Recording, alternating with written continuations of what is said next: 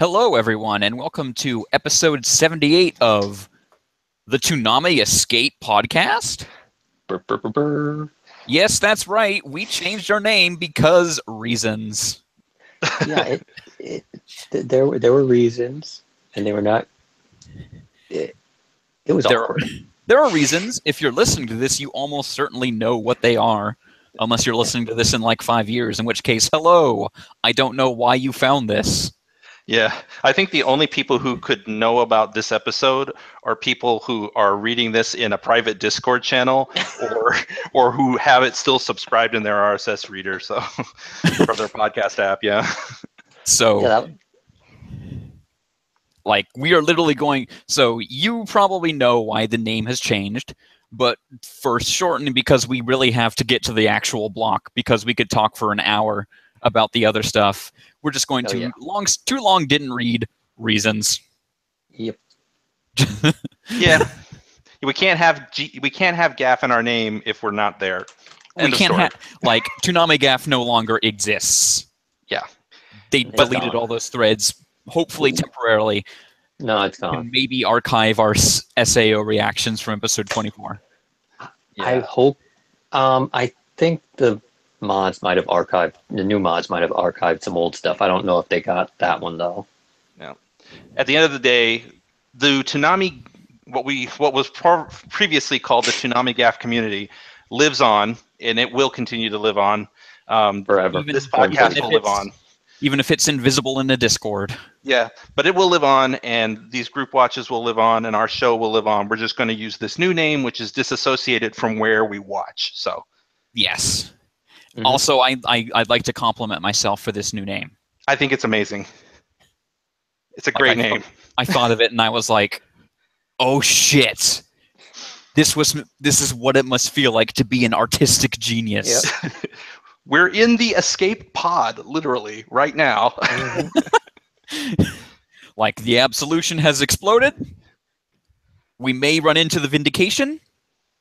That might also explode. And then you can also say like. Countdown coming November.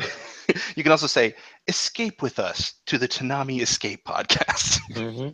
Escape to Toonami. Yeah. Yeah. I'm so proud of myself. All right. Let's get on to the block. All right. Let's talk about the block. First off, the short news things. Oh. Is there... Well, we can talk about the like little promos and such. So, there was a music video that was really cool. It was called Outlands, I think. Really? Yes. Yeah. I had written down a different name, but I think I was guessing. I thought it was called like Just a Dream. I am going off. I'm going off the name that Caboose Jr. uploaded it as. So Yeah. It says Outlands music video. Okay, that's good enough for me. Did they show up? Did like maybe Just a Dream was the title of the song? It's the last thing that's said. Oh yeah, that has nothing to remember all those songs when you listen to them on the radio and they repeated one thing over and over again, and then the actual title is something that's never said or is said and you can't understand it, and you're like, "What is this song?" Yeah. Mm-hmm. Yep. So that was a really cool music video. I actually haven't watched it since Toonami, so unfortunately, because things happened. So. But I think even cooler, it was a good music video, but I think what was also very cool was the new Totally Immersion event promo. Oh, yeah. I couldn't understand a lot of what that little claptrap guy was saying. It wasn't him. No idea. No. It wasn't him talking. It was Tom, and he was like over a crackly radio, and like I couldn't make out everything he was saying either, but one of the things he says, it's as if he's talking to Sarah. He says, "Blow up the ship if you have to." Oh, yeah. So, this ship may not last. Like, unsurprisingly, they're probably going to blow up the Vindication and they're going to find a new absolution. That would be good. Probably, yeah. I mean, I kind of like the ship, though, but, they got to redo it and whatnot. Like, basically every year, here's a new Total Immersion event where we blow up the ship. Yeah. I don't not like the Vindication. I just don't think it's a very cool looking ship. I was more glad that they just went back into space, frankly. Right. I was impressed with how big it was.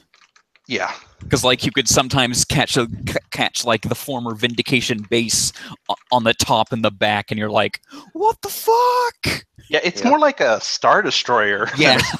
I mean, it's fucking huge. It's straight up like a scanner looking Star Destroyer. It looked pretty cool, but I can't wait to see what Absolution design they come up with, because that's clearly it. Well, hopefully they do that. I've been surprised before, because at the end of the Intruder 1, I was like, I mean, they're not going to go back to a planet base, right? Nope. That's what I was about to say. I mean, what if they do? That would be kind of meh. I mean, for a whole year? I don't know. They did it before. I mean, they've stated that these total immersion events now are they're the reason to introduce the block packaging redesign. Yeah. And if it's anything like the actual countdown symbol, it's gonna look good. Yeah. Like, I'm not worried about that. I'm just like, I don't want to just cycle between the same thing over and over again. Also, C-Color, you made up that logo for the podcast, and you're gonna have to change it in a few weeks anyway. That's fine. That's true. Wait. It's not in a few weeks, is it? I mean, the thing starts November 4th. Holy crap. Yeah, and then it's 4 episodes, so basically, enjoy Thanksgiving, make a new logo. Yeah, all right. We'll see. Have fun. There was also a Samurai Jack, marathon promo, again. Yeah. Watch Samurai Jack, the 5th season, again. We will not have an episode next week because it's a marathon. Which is good. We have like 2 whole weeks to kind of see what happens. And sort of settle into our hopefully new surroundings. Like in 2 weeks, we will probably have kind of like an inclusive, this is the future. Mm-hmm. Yeah. All right. Is there any other news? There's in addition to the Full Metal Panic game, they're doing 3 movies covering the first 3 books. And the new series looks good. Except for the mechs, they're a little CG. Is Full Metal Panic a show that would ever come to Toonami? No, but I like it, and it would fit really well. They could, if they like it enough, they might decide to open in just like, hey, we're in the middle of Full Metal Panic. I mean, considering there's 3, like animated movies coming to cover everything from, the start to the new season, they might just decide, okay, we'll show these for a month, and then we'll, That's cool. It's mostly just because you wanted to talk about Full Metal Panic. Yes, I want the new season so badly. I need it in my bones. Anyway, also the game. I want the game. Yeah. I'm sorry. I should watch Full Metal Panic sometime. It is very good. You wouldn't like it. My anime watching, I kind of try to be like, okay, I'll watch 4 episodes of anime a day. Yes. However many I have to take to, keep up with my seasonal stuff, and then backlog. Right. Yeah. And then this thing happened, and I was like, okay, I'm doing the thing, like, basically, I'm doing the thing I did back when, like, the Access Hollywood tape and the Steel Dossier came out, which is just Control-R. I know, that's basically what I did. Yeah, no, but if you're going to watch it, watch the dub, because it's absolutely fantastic. It's, even up to today, it's basically A+ casting. Is it on streaming? Yeah. All of it? Yeah, I think I saw it on Crunchyroll, but that's only subtitle. Crunchyroll has subtitles. Amazon has the dub. And I think Hulu has subtitles too. But they used to have the dub. They might have that. Hulu did a thing where I tried to subscribe to it to watch The People vs. O.J. Simpson, and then it just wouldn't work on Firefox. Yeah, that sucks. Like the whole Hulu itself. Oh, no. Funimation, I was talking to a guy, definitely has the dub. Okay. So for all 3 seasons? I know for sure the comedy season. Because I remember somebody saying something about like, oh yeah, they don't have like the first season dubbed. Oh, that would suck. So I might just, you might have to, yeah. I'm sure it's good either way. Yeah.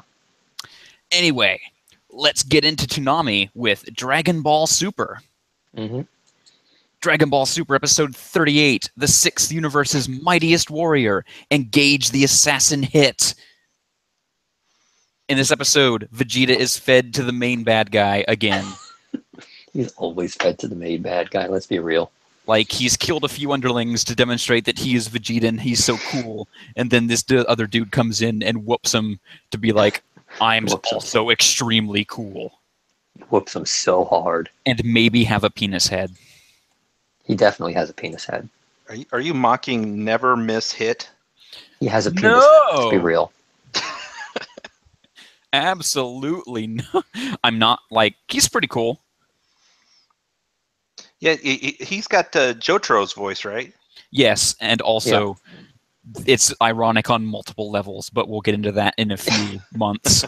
Yes. So, yeah, after he beats Vegeta, of course, Goku is freaking sweating for the chance to fight this guy. And everybody in the thread was just like, Goku's going around calling him Hit Senpai. I would not be surprised if he said that in Japanese. I'm like 90% sure he did. Yeah. Because like Hit's a 1,000-year-old dragon. Yes, it is a 1,000-year-old dragon. Like he's literally 1,000 years old. It's kind of like the same thing where Agent 47 is like 55. He ain't 55. Let's be real. Agent 47 subsists on a diet of kale and water. He runs a marathon every 12 hours. Mm-hmm. I think Goku's been taking lessons from Kirito because in this episode he predicted the predictions. He did. I mean, unlike Kirito, that might come back to bite him in the ass, but who knows? I mean, I was a bit surprised that everyone was immediately like, oh yeah, he's skipping time. Well, I mean, it's not like they haven't seen it before. Well, not from this universe. No, I mean, remember, Goldo had a completely different thing. He would hold his breath and stop time, and then the greatest power in the universe is wasted on Goldo. Fucking Goldo. I mean, it was basically the same shit. Yeah, well, Goldo didn't know what was going to happen. He just could screw with people when they couldn't move. That's basically it. He has about the equivalent of freezing power. Yeah. Right. But in this case, Goku figures out that, hey, if I predict him, I can block where he's going to be. Yeah. Which, I mean, is cool. But, you know, he's kind of screwing around for most of the fight. I don't know why Vegeta couldn't figure that out. Because Vegeta's trash. Hey, you could say he's a dumb jobber. He's a jobber. Someone remind me, who is that German-speaking octopus guy? That's the king of the universe. Yes. When did he get there? I don't even remember him showing up. He showed up at the beginning of the tournament. He was like, "Hello, I'm the king of the universe," and then and he literally doesn't matter. I mean, the king of Earth is a blue dog, whatever. Oh yeah, I clearly get the impression he doesn't matter because he hangs out with Goober. What's his name? Yeah. Police guy. Oh yeah. What's his name? Jocko. Jocko. Yeah. You love Jocko so much, and you forgot his name. Yeah, I do like Jocko. I apologize to Jocko. I'm sorry, Jocko. You're actually really cool in a dorky sort of Jerry Lewis way. Jocko is useless. Or Jerry Lewis, excuse me. Jerry Lewis is not useless. Anyway, kind of excited to see this fight. Excited to see how Goku wins because he can't lose. Yeah. I mean, he can't. It's Dragon Ball. He could lose and then come back and win. I mean, so Monaka is not going to be able to do anything because in this episode it is also revealed that Monaka literally cannot fight. No, he's completely useless. He's just there for, Goku to, He's actually. I don't know why he's there. They've not really revealed. I think he's just there for. I think he's just there for numbers because, Gohan couldn't come. It's that, and also because it basically leads Goku and Vegeta to be like, "Man, I gotta keep winning so I can fight him or something." Yeah. Okay. Yeah. No. I mean, Goku wants to fight Monaka. Like the whole plan is bring in this this clearly ridiculous person and say he's the strongest in the universe. Yeah. Even though it's a clear lie, but Goku and Vegeta be like, man, I gotta see this! I'm pretty sure Vegeta's not falling for it, but Goku 110% is. Oh, Like, yeah. he's just that stupid. Goku heard fight, and he was like, fight! Yeah. Anyway, want to talk about Dragon Ball Z Kai? Sure. Dragon Ball Z Kai, the final chapter is episode 137. Gohan located. Intensive training in the world of the Kais. So, Yeah. I mean, I suppose Goku could not use, instant transmission while he was alive. Yeah. Because these are different kind of like planes of existence. Yeah. But no, finally they figured it out.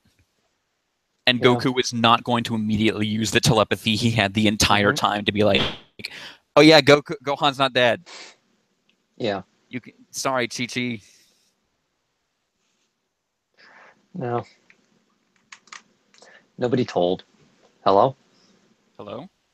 Hello? Hello? Yeah, Yes? you cut out a little bit there. Me? Yeah. Yeah. You just sort of disappeared. I'm like, wait, what? You're back now. Oh, I'm sorry. I didn't realize. Sorry about that, everyone. That's okay. That's cool. I heard what you said. It's just that last part there you just cut out. Okay. Yeah. Um. Like you'd think he'd, give him a call, be like, hey guys, Gohan's alive and he's training and he's got a really good upper body workout now.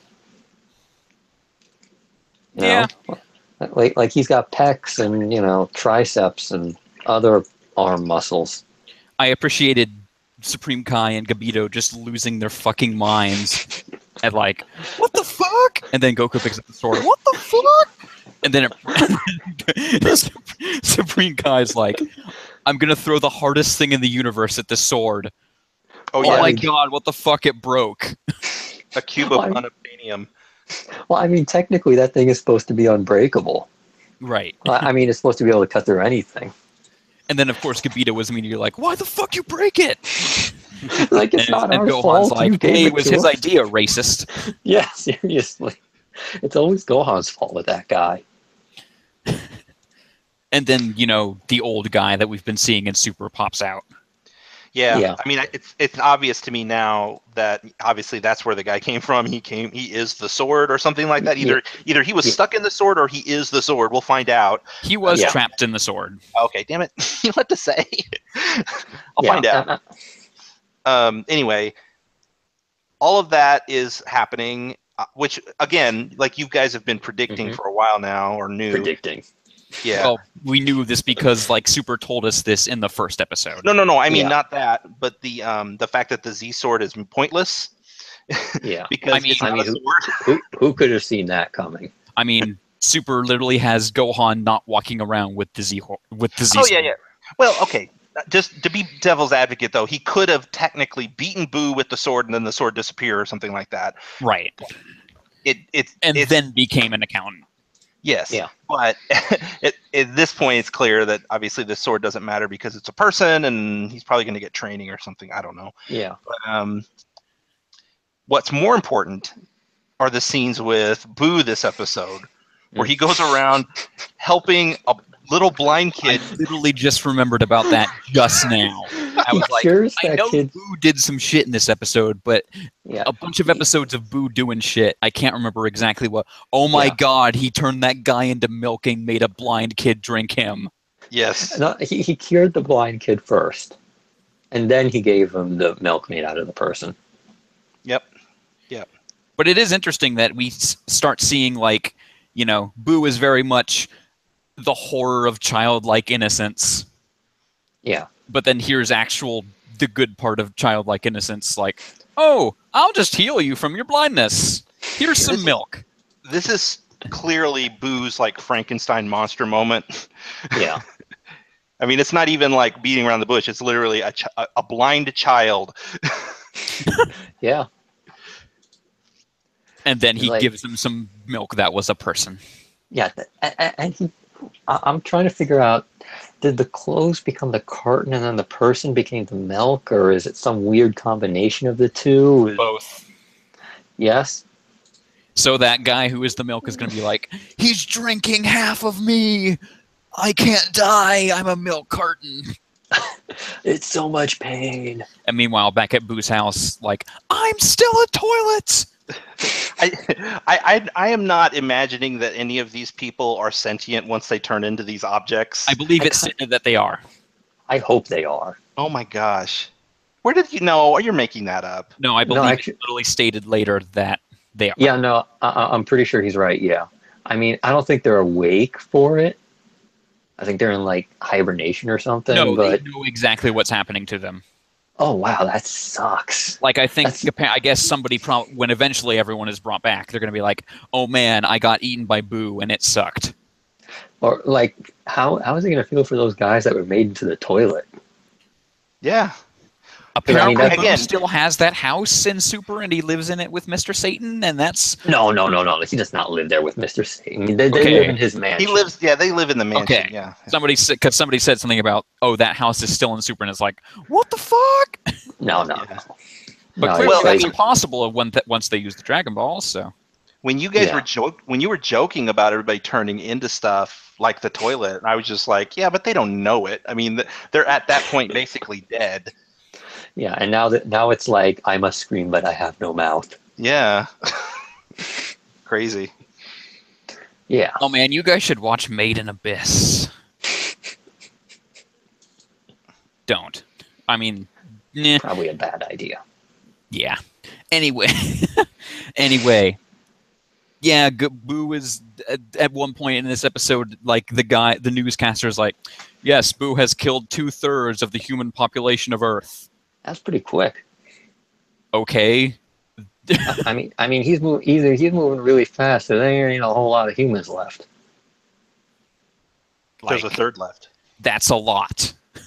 That's too many for a guy to be giving a news report.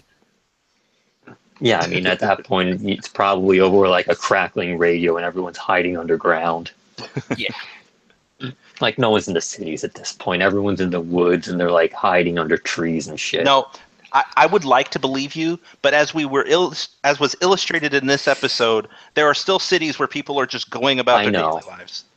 I know, which is the stupidest fucking thing. It's like, if I hear that, oh, someone's going around eliminating entire cities, I'm like, I'm noping the fuck out to the woods or some shit, you know? Well, but there was that farmer guy who was, like, packing his truck. Oh, yeah, he was bolting. And he was like, immediately recognized Boo, so it's like, geez, I hope Boo decides to quit before he gets to my town. Guess I'll pack my oranges. Yeah, I mean, seriously, at a certain point, it's like, don't pack so much shit. Grab some food, grab some clothes, bolt.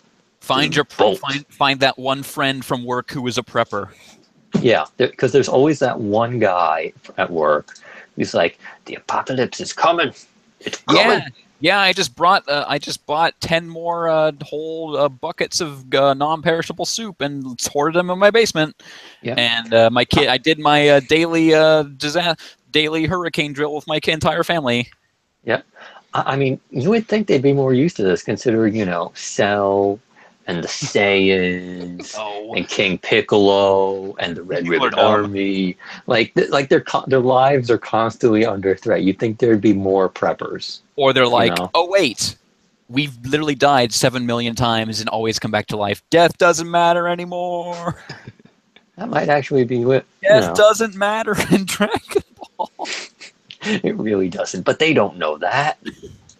I mean, I'm certain 2/3 of the world's population, many people have died. There is probably several hundred people at least who have died like 3 times. Yeah, but they may not remember it or something. We don't know. Yeah, I mean, they might have PTSD or something, or like amnesia. Okay.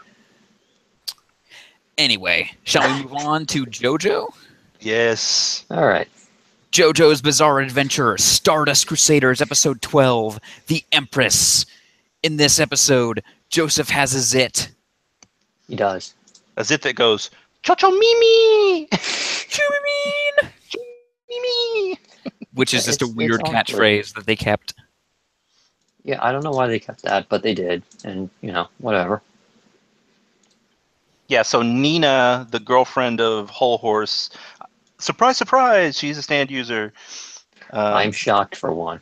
And she has like the other half of like her stand on her tongue. Yeah.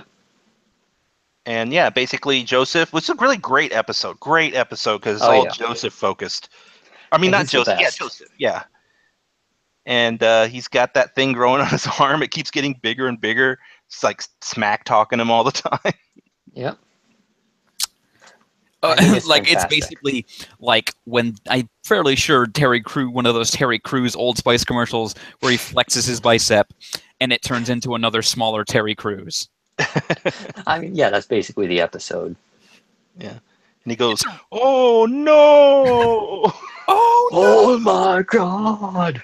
Holy shit!" Hey, we had a Hammond sighting this episode. We did. He used his powers. Yeah, he never calls it Amazon though. He keeps saying overdrive, but the little Show Me stand did say Hammond.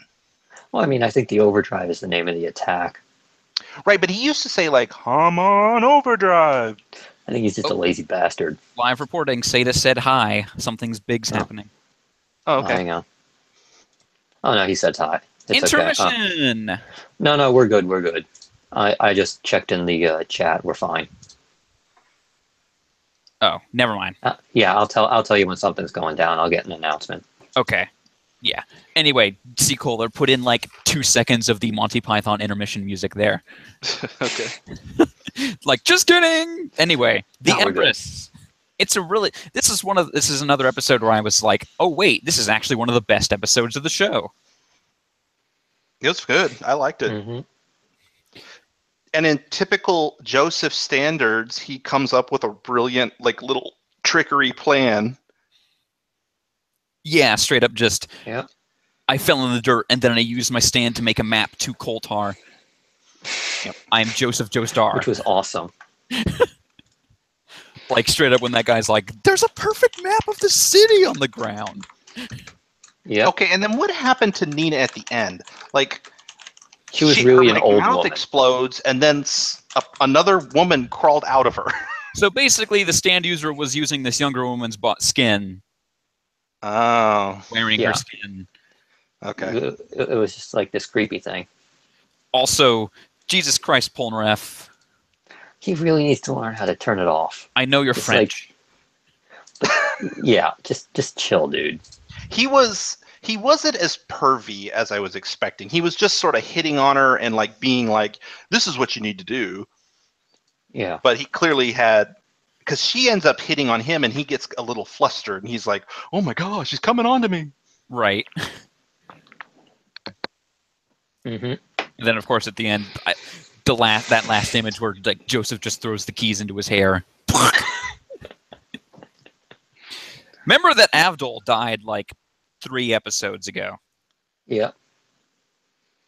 Oh yeah, Still he's surprised. Cut to throw keys in hair. He's been relegated to the good luck Dust. remembering him character. Yeah, It's like- the dustbin of history. And that guy. Remember that guy? Yeah. So what else Yeah. was in this episode? I mean, not a whole lot Nothing other else I than can like, Another. other than It was a great Polnareff. episode. We have nothing to talk about. yeah, I mean, other than Polnareff constantly trying to hit on her and It was failing. It was a bit ridiculous when at the beginning of the episode, Joseph was like, "Yeah, I have this weird face on my arm. I guess I'll go get a doctor to look at it. It's an actual face." Yeah, seriously. Even before it starts talking, it's like, that looks like a face, bro. What he said was, somebody said it. Somebody said it, and he goes, because it wasn't Jonathan. Somebody else said, I think it was Polnareff, might have said, that looks a little bit like there's a human face. And it was like Jonathan who goes, stop screwing around. It's like, Joseph. dude, it really, if it was on Joseph. my arm and it was that big and it had slightly human looking face, I'd be like, holy crap, you're right. Yeah. Also, that I scene would where be it's like, oh how did my it- god. how did it grab all those fruits and vegetables and a fucking live chicken? I don't know. Stan bullshit. Where did he keep the chicken? That's where I'm wondering. I don't know. Well, he had it like, he had it covered up. Yeah, Like, but there's under, like, not enough space for like a watermelon, two heads of lettuce, several chicken. apples, and a chicken. a live chicken too, because he had to kill that thing while it was, She. It was a she, yeah. Which was weird. I'm trying to think of which horror movie this is kind of directly aping off of. There is one I remember where some guy's like trying to fight his own hand. Well, that happens in Evil Dead 2. Oh. So tune in next week for his take on what is it? That Steven Spielberg movie with the evil truck. Yeah. The evil truck. One of Spielberg's maybe King. earliest. Oh yeah, Maximum Overdrive. No. Oh, it was a thing. Okay, maybe it's something like Christine, but there's also one of Spielberg's, maybe his second movie is about it's about a guy who has to deal with some truck trying to kill him. I read a short story like that a while back. It's a pretty movie. old one. So, is the truck following him around, and he has no idea who's in the truck? That's right. You never see who's in the truck. Yeah, no, that's based on a short story I read. Yeah, and that's more closer because Christine is just a possessed car. Yeah. And this next thing, well, never mind. That's spoilers. Whatever. Well, it's stand bullshit, Let's talk about Gundam. Mobile Suit Gundam, Iron-Blooded Orphans, Episode 28, Battle Before Dawn. In this episode, some Gundam bullshit happens when they're like, let's team up with the guys we were fighting last season to fight these pirates, and also the guys we were fighting last season. That's just Mobile Suit Gundam! It's the stupidest shit, but whatever, I don't care. It was good. I didn't mind this episode. Fine. I think I figured out why Galahorn is kind of losing power and influence. It's because their command structure is really stupid. Yeah. Yeah, it makes no sense. Apparently, each, how they have the 7 stars, right? Apparently, they each do their own goddamn thing. Which is stupid. Up to and including, let's just fight other Galahorn. Let's just fight each other. So a lot of this episode was a lot of space battle. So yeah. It's hard to remember a lot of what happened in this episode because it was just mostly space battles. Right. It was a space battle episode, so there's nothing really specific. There are two things we need to bring. 3. First, the snack break. Oh yeah. We get the emergency gyro sandwich delivered by Atra. Yep. It makes sense that they would have a snack break, but at the same time, I'm like, it's still kind of silly. This is ridiculous. I like it. Hell, for all we know, they were out there for 24 hours fighting. Who knows? Yeah, or even a couple of hours is okay. Yeah. And to the show's credit, using the Elea Vignana system might drain you. Yeah. Other thing in this episode, the protagonists are killing these slaves. They are. Sucks to be them. And the guy, the pirates, aren't we evil? We don't let them surrender or give up. Not that they would anyway, because they're slaves. Well, no, they actually used the term. They actually used the term human debris. Again, God, that's the term. That's what they're called. That's the specific. It was so bad. Noun. Oh, speaking of names, we finally got a name for the butterfly-eating girl. Yeah. Her name is Julieta Juris is her name. I thought it was Jules. It's Juris. I looked it up. So somebody loves alliteration. She and Mikazuki most likely are gonna hit it off, or that sounds wrong. Hit it off. They're going to go head to head next battle. They're gonna fight. Yeah. They're gonna have a fight boner. Mm-hmm. I'm kind of looking forward to it because they do seem very similar, and I think that their fighting could be interesting because they're so kind of, non-emotional characters. Other things in this episode, Meribit is still trying to be like, hey, maybe don't kill yourselves. Okay. I guess you're gonna do that. Yeah, she's kind of trying to be the voice of reason, kind of trying to be a motherly figure, but then just these kids are just too gung-ho, I guess. You could stop at any time. Okay. No. And then at the end, we get the mysterious masked man who is like, I'm coming for you, McGillis. Yes. Definitely not Galio, though. No. It's like, who could this mysterious masked man possibly be? I don't know. Yeah. Now it's pretty much confirmed, I guess. Yep.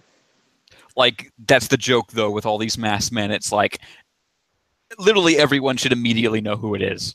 Yeah. I mean, the next thing he's probably going to say is like, "I'm not going to let you marry my sister." I am a mysterious masked man. You don't know who I am. So mysterious. You can't marry my sister. Wait, no, who's your sister? One. Oh. The other little girl you're trying to marry. It's hard to keep track. One thing I do want to say real quick is one thing I like about this show too that's just, I don't know why, but like I like hearing Johnny Young Bosch's voice as Orga. Yeah. Because I don't think there's another show on the block that has that voice. And so even though Orga's kind of a boring character, I always like hearing him talk. Yeah, the age of Johnny Young Bosch has kind of been replaced with the age of Richard Epcar. A little bit, yeah. So, like going back to a little bit of the second to the Masked Man stuff. Remember last season where like McGillis showed up and was like, "I'm Montag," and everyone's like, "Wait, no, you're McGillis." Like nobody even pretended. No, I'm Montag. McGillis is some other dude. And they're like, "Yeah, sure, whatever, McGillis." It's made even worse by the fact that all these guys who wear these masks, it's so obvious that they have to be at least in that faction because nobody else dresses like that. I mean, at least Galio is covering his whole face here. Yeah. I mean, McGillis's thing was just, what the hell are you doing? Mobile Suit Gundam. People fighting each other, factions fighting themselves, and people wearing extremely paper-thin Clark Kent masks. Yep. Want to talk about Hunter x Hunter? Yes, please. Hunter x Hunter episode 71. Excuse me. Bargain and Deal. In this episode, Gon is some kind of madman. He's a crazy person. He's gone even further beyond. Yeah, him and Razor both went Super Dodgeball 3. Yes. Oh, yes. That is the title of this episode. You got Super Dodgeball 3. It's true. I mean, they both literally did like a Goku kind of maneuver. I mean, Gon is literally doing a Kamehameha with a dodgeball. Not literally, but But kind of the same-ish motion. Yeah, it is almost exactly the same. Except it's a punch instead of a beam, so it's... It turns the ball into a beam, basically. Yes, okay, that's fair. Otherwise, in this episode, they beat Razor because Hisoka's fucking around. I like the solution, although it felt a little, I don't know, unsatisfactory because it was ultimately Hisoka that wins. Yeah. By using bungee gum to stick the ball to Razor so that he couldn't bounce it back. Basically knock him out of the ring and then stick it to him so he caught it out of the ring. Right. Well, I mean, in fairness, Gon had sort of, dodged. I say that with air quotes, dodged Razor's thing, so it would have wound up going out of the ring and they would have won anyway. I guess. I just all I'm saying is that I get it. You kind of wanted Gon to win over this Razor guy, but he only just assisted. I mean, he's not quite good enough to, win by himself yet, but that's true. There were several shots of Razor's chiseled from marble ass in this episode. Seriously. And his short shorts. Dude's like, I'm a Greek fucking statue brought to life. He's also a convicted murderer that Gon's father came, hey, convicted murderer, my son is a baby right now, but in 12 years, I want you to fuck him up good. Thanks, bro. Just hey, this murderer. In return, you can wait for 12 years to play a game of dodgeball. Probably means being in prison, though. All I wanted. I am literally in prison for killing people in dodgeball. Yep. I love dodgeball so much. Way too much. Yeah, Gon's dad, like, what the He's a crazy hell? person. What is his? Why does he? Like I mean, He needs some chill in him. yeah, he's like he's too chill. Like he doesn't care about the safety of his own child. No, he does not. He might be an asshole. I think he is. Just maybe. Along Maybe with Luffy's dad and Naruto's dad. Well, I mean, Luffy's dad Ironically, is a little more complicated. Ironically, Ichigo maybe has the best dad. I wouldn't go that far. I mean, his dad sort of didn't tell him He any was just trying important to things. protect him. Oh, please. I mean, he's at least around. Technically. He wins by default. Yeah, but Probably. Gene is not going to win any Dad of the Year awards for sure. No. He's up there as worst, one of the worst. I mean, Yeah. you don't remember when Gon's like, man, if being a hunter is so amazing that it made my dad a shitty dad, I want to be a hunter too. So he's going to wind up being a shitty dad as well. I'm kind of fucked up if you haven't guessed by now. This is The true. problem with Gon is that he's just too stupid. Like, everybody's telling him his dad's doing this stupid, mean stuff, and Gon is just too, like, I don't know, he's just too, oh, I want to meet my dad. Like, I don't think he gets that his dad's a jerk. No, he doesn't. He doesn't really care because he's a weird, amoral weirdo. Yeah, he's kind of weird. So after they win at Dodgeball, they basically have to go listen to the quest giver give her big JRPG speech. Yeah. Like, and then she just poofs and turns into a card. The ocean was the treasure all along, poof. Isn't it you can so use pretty? this card to break the moon and make the tide change, and it shatters onto your catapult turtle. What? You Is that how it. Oh, right. From back when there were no rules. Yeah, I was watching that earlier, and it's like, this makes no fucking sense. I mean, no, it did not. No. This whole card game is just, like, at this point, I've given up trying to follow any of the rules. I'm just okay, get the cards, whatever. Yeah. In fairness, I think the next arc, they actually do introduce rules that make sense. Good. Like, I had an easier time following the rules of this volleyball game or this dodgeball game than the actual rules of the card game. Yeah. I mean, the rules of the card game is basically get the cards. Mm-hmm. Right, but I mean, like, I guess, but then also it's like, we need to clone this card, and then you can only use this card in this situation and stuff like that. Right. So anyway, after they get the card, Genthru calls up and he's like, bitch, I know you got that card. Yep. And then Genthru. Tesger is like, we'll hold him off and die, so you go train. No. They're not actually going to fight him. Like, I don't think they're that stupid. They're just going to run. Yeah. But they're still going to die. Probably. I mean, look at these guys and tell me they weren't born to die. I mean, they were born to job. They look like it. It's like, okay, guys in military uniforms, you clearly try to act cool, but you're going to die. Yeah. And let the kid's going to win everything, you're going to die. Yeah. Yeah.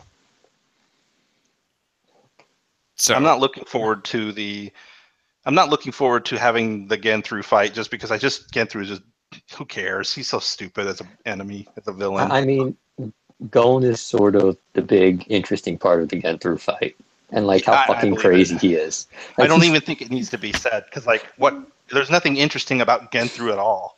No, but Gon is he's an insane person. Like, literally a fucking insane person. Yeah. There was one more thing I was going to say, but I guess I can't remember what it was. Just that, like, yeah, I'm just not looking forward to the Genthru stuff. I mean, somebody said I think that there's only like 3 more episodes or something like that to this arc. Yeah, the arc is almost done. Wait, so what happened to the thing what about the thing with Bisky? That's coming up. Okay, cool, because that's going to be amazing. It's going to be the best. Oh, don't say anything. Don't say anything. You have no idea. Just don't say anything. I won't, because it's just going to be, the reaction is just So good. So, anything else about Hunter x Hunter? Nope. Nope. Let's talk about Lupin Yep. the Third. Okay. Lupin the Third, Part 4, Episode 17, Lupin's Day Off. Not to be confused with the, Yep. well, what's his director of Home Alone movie, Baby's Day Off, which basically has the same plot. Yeah, this is true. They've accidentally kidnapped a dog, and now they have to return the dog to a cruise ship in a few hours. And Zenigata, and, you know, they want some sushi, but they're not going to get their sushi. Because The you know, dog that's is a how it goes. the dog is a player. That dog gets it. It's like it was like found in a bush, like licking a Playboy magazine. That dog knows what's up. It's like, hey, what's up, Forever, from that episode of Stardust Crusaders? Let's read Playboy together. You can probably hang out with Polnareff. I actually didn't really like this episode that much. It wasn't terrible or bad. It was just sort of like it was sort of there. existed. I think Yeah. the only interesting part about it to me was like they had that line in there where they're like Lupin and not Goemon, Jigen? were talking and like trying to have conversation, and then Lupin was like, "Man, we really don't have anything to talk about outside of jobs, do we?" No, because they have no lives. That's what I'm saying. Yeah, I like that aspect of it. It's like they're trying to have an ordinary, non-heist related conversation, and they can't do it. Right. No, because they don't have. I mean, they don't do anything outside of trolling pops and stealing stuff. Yeah. Well, I mean, Lupin also lusts after Fujiko, but they don't have that in common. But yeah, other than that, it was just like a weird car trip with a dog, and then they go onto a boat, and then there's a fat woman who's really obnoxious, and that's about it. Yeah. Oh, the dog gets with the three girls at the end. I didn't remember anything about this episode. I mean, that dog got. He got in a good situation at the end of that. Instead of the fat old lady, he got with the three young girls. So, you know. Oh, did that happen at the very end? Okay. Yeah. The dog was called Josephine. I think it was a girl dog. And then it pulls exactly the thing you think, and it's like, I actually hate this person. Bye. Go back to the hot girls. That's funny. Yep. That was this episode. Yeah, pretty much. Lupin the Third is overall, it's just kind of there. I mean, it's fun most of the time. Yeah, I'd say overall, out of all the episodes they've aired, there's been like moments that are like, oh, this is really good. But those are like pretty few. It's mostly just decent. Most of the time, I'm just like, I'm mildly entertained, I guess. Yeah. Anyway. I mean, I would take it over worse. That's for sure. Yeah. Yes. I mean, there's definitely worse. At best, Lupin is hilarious. At worst, it's just kind of there. So, you know. Yeah. Speaking of worse, Naruto Shippuden. Okay, I didn't watch this one. Naruto Shippuden episode 178, Iruka's Decision. The only like important thing about this episode is that it literally just does the actual.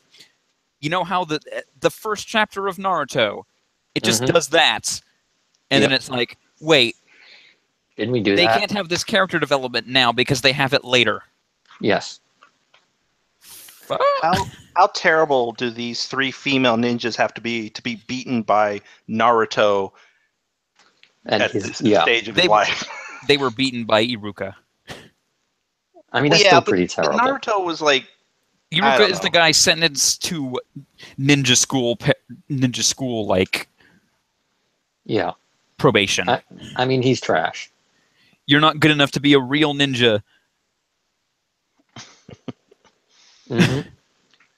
So they gave him ninja school. Even though this episode was non-memorable story-wise, as often happens in this show, when there's filler, like the animators suddenly decide that they're going to put all the effort in the world into it, and it looks really good. And this episode had really good-looking animation. I mean, I don't understand. I'm starting to believe that that it's deliberate, that they are holding off giving these filler episodes to like specific animators who really want to cut loose, because they think that viewers won't want to watch the filler episodes because it's not canon. So this is an incentive to watch it. It's kind of like, oh, it looks so good. Yeah. I mean, if you're going to do filler, you got to either make it, interesting or to look at, or interesting story-wise, because otherwise people are just going to tune out, and it's going to turn into that whole Bleach thing where you get canceled because, your filler is just boring. Yeah, other than that, it was a filler episode of Naruto Shippuden. Yeah. Oh, Slippery When Wet appeared. Yep. Oh, yeah, there was a bit of stuff. Okay. So, yeah, we had the return of Slippery When Wet, Teenage Girl, and Android 16. Yes, we did.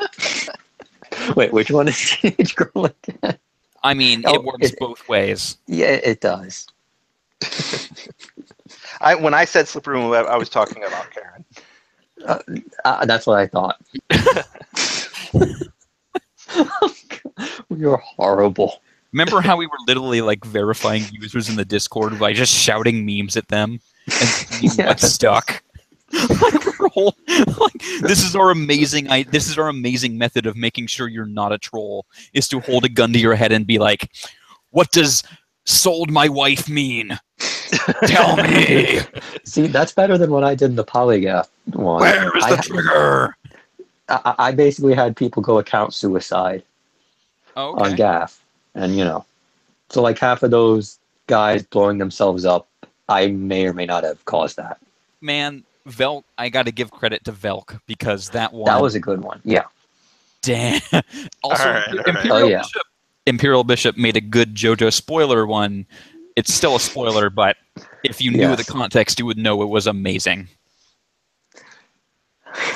I don't think I have anything else to talk about Shippuden, do you? No, I don't. No one does.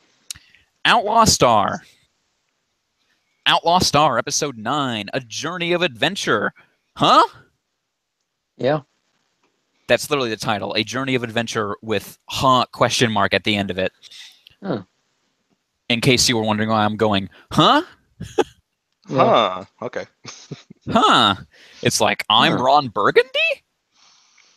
You are. In this episode, they're in the ship. Yes. Yeah, Gene's acting like a child. Yes. The whole episode, basically. Well, I mean, they both are. No, Jim is way more mature than Gene in this episode. Jim is giving him the silent treatment. Yeah, but that's just because he's given up at that point. It's still the silent treatment. Yeah. What bugged me was that I wanted Gene to learn a freaking lesson, but he basically gets his way at the end. I forgot everything in this episode. I'm not going to go through it all, but basically, Gene's all happy-go-lucky. He's like, oh, I don't need plans. We don't need to. We'll just wing it. And so then they go and they find this cyborg. They catch it, find out it's not the real person. Suzuka, or whatever her name is, actually got the real one. So they only got like a real small bounty, but they did get some money. And then for some reason, Vicious from he shows up from freaking. I forgot the plot of this episode was let's go catch a bounty, and then straight up like just do Cowboy Bebop. I think Outlaw Star came after, because I know they're both 1998 from Sunrise. Yes. And so which one came first? Cowboy Bebop, probably, right? I would have to look it up. I don't know. Because this is just Ballad of the Fallen Angels. It is like let's go to this stained glass window church and here's some crows. Here's some crows, and yeah. You're gonna fight a guy in a suit. They basically went to the same church where Spike fought Vicious. Yes. Other than it's that, the best. I gotta say I'm not feeling the show. Oh no, I'm totally feeling it. It's not on the good episodes yet. I'm finding myself being like, okay, seriously, when the hell is Aisha coming back? I can tell you, I looked it up because I was tired of waiting. Next episode, she's back. Oh, Yeah. thank God! I No, only no, no. weeks. I was gonna say that for me, the parts of the show I remember all come after. They all start with the space race episodes, and everything after that I remember. The stuff before is sort of not memorable at all. Well, that's happening now, thankfully. So good. Yeah. Okay. I mean, hopefully it is in fact about to get to the good stuff because Hmm. I can't remember anything since I basically can't since Aisha disappeared from the show. I can't remember anything. Well, I wonder, are you Yeah. just tired? Yeah, partly that, and part it's just It might be. I feel like it's just not very memorable. Nah, Yeah. I guess it's strange because I can remember more from this than I could from Shippuden. So Like it feels like it's taking too long to A, gather the crew, and B, like get into actual space adventures. Hmm. Yeah. I mean, that's the main complaint. But once it gets into it, it gets pretty good. Like Cowboy Bebop is, I mean, hell, Cowboy Bebop only has Cowboy and Cowboy. Yeah. You Yeah, can't the really famous- compare them. I famous mean, main- Cowboy Bebop is I legendary. mean, yeah, it's Cowboy Bebop. What do you want? The famous main character of Cowboy Bebop, Cowboy Spiegel, and his companion Jet Bebop. Oh, yes. I mean, yeah. Anyway, is there anything else about Outlaw Star? I don't think so. No, that's about it. Just a really quick note about Ghost in the Shell, which is back again tonight. Which was back again. Yes. Oh Mhm. yeah. When they started talking about the refugee thing, I was like, "This is way too topical." It really is. No. And even the discussion was basically like, "Yeah, it's time to get those damn refugees out. They're not useful anymore." Oh.